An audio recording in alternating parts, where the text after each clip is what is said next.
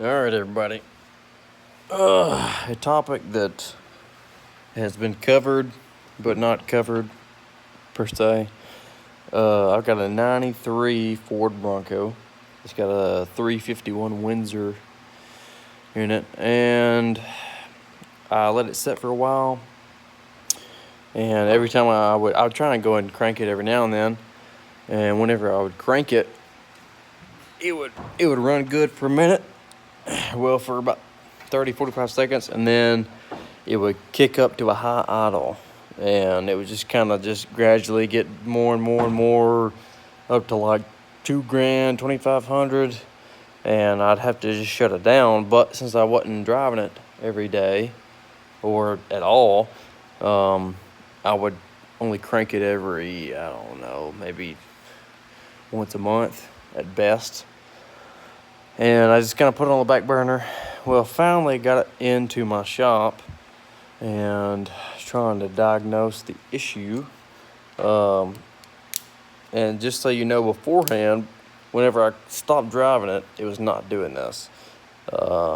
Basically, just from sitting for a long period of time made it have this kind of issue.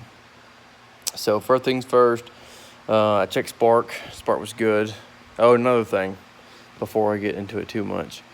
I worked on the exhaust, and I drove it in here to work on the idle issue. But then I discovered that there were several exhaust issues in the manifolds and the mufflers and the pipes. There's cracks and leaks all down through the whole system. So while I had it on the lift, I cut it all out.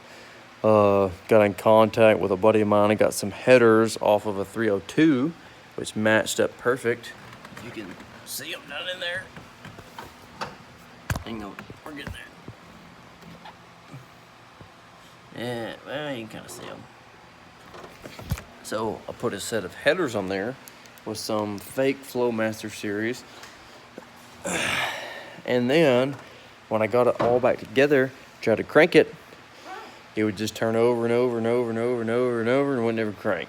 I pulled the intake hoses off of the throttle body, shot some carburetor cleaner or starting fluid into the intake, tried to crank it, it fired right up and ran just fine. It still had the high idle.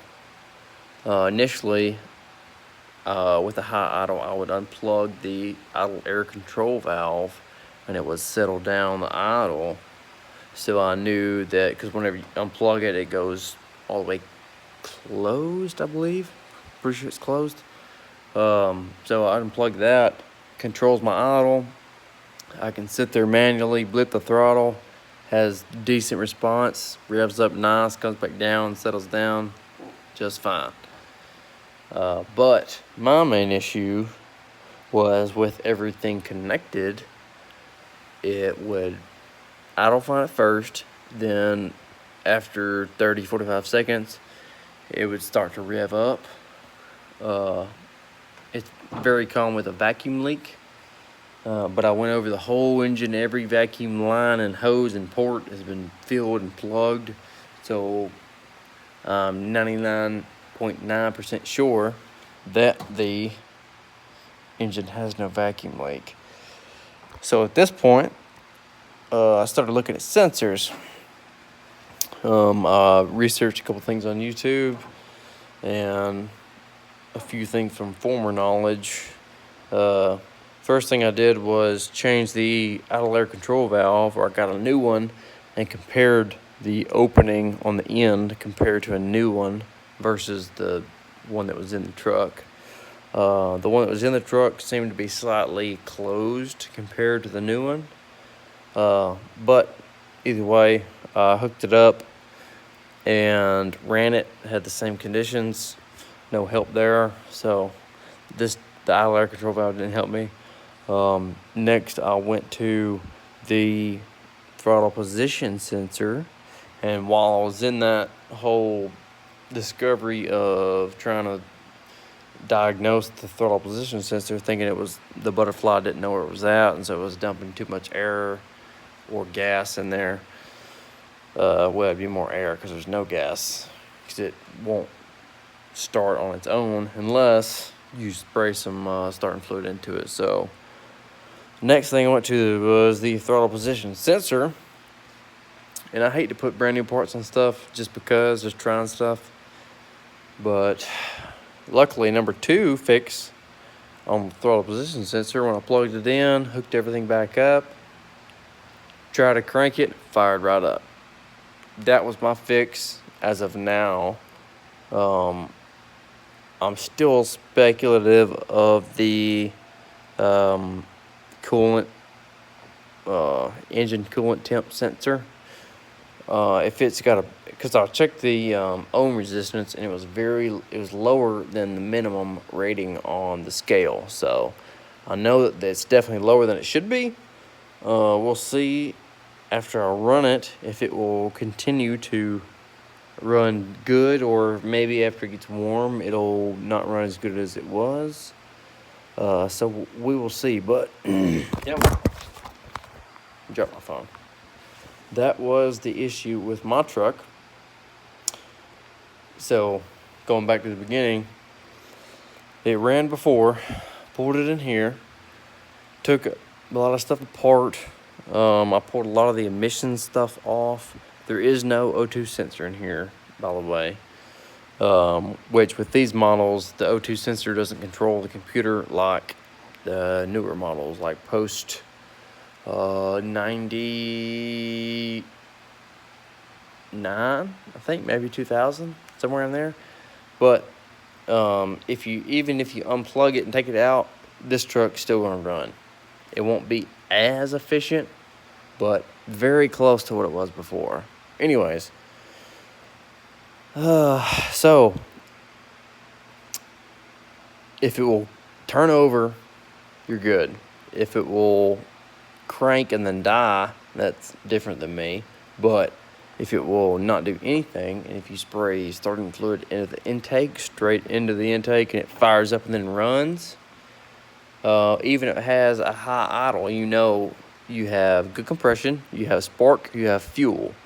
It just doesn't have the initial fuel from the turnover from the switch. There's 2 different stages with the computer.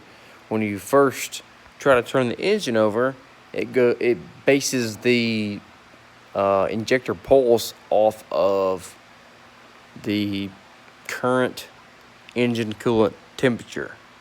So if it says it's 50 degrees Fahrenheit or it's negative 10 degrees Fahrenheit, varies greatly on the pulse of your initial startup issue.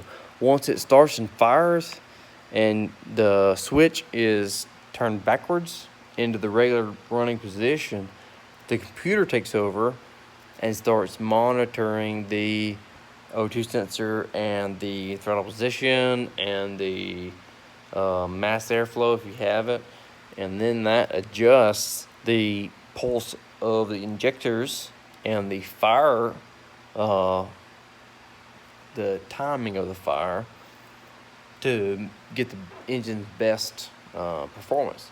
So if it won't start initially, you can shoot with carburetor cleaner or starting fluid and it starts right up. You've probably got a throttle position and or idle air control valve. At this point, it still has the original engine coolant temp sensor, and the last time I tried to crank it, it cranked right up and ran. Only reason I stopped was because I forgot to strap up my engine, the coolant hose here, and so my fan, I don't have the shroud on it because I got a body left. The fan dug into my hose and started leaking coolant, which I've done a couple of times. It already had a scar in there. But I had to stop it, seal that up with my new electrical tape and red RTV fix, hopefully for now until I get another hose. So we'll try and run it again. And I guess that's all I got. I'll follow up with another video of it actually running and starting good, as long as everything that I fixed has gone good as of now. So I'll get back to you then.